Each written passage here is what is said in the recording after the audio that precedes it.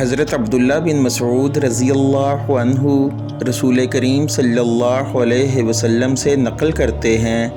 کہ آپ صلی اللہ علیہ وسلم کا ارشاد ہے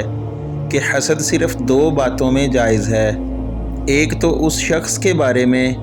جسے اللہ نے دولت دی ہو اور وہ اس دولت کو راہ حق میں خرچ کرنے پر بھی قدرت رکھتا ہو، اور دوسرا اس شخص کے بارے میں جسے اللہ نے حکمت کی دولت سے نوازا ہو اور وہ اس کے ذریعہ سے فیصلہ کرتا ہو اور لوگوں کو اس حکمت کی تعلیم بھی دیتا ہو۔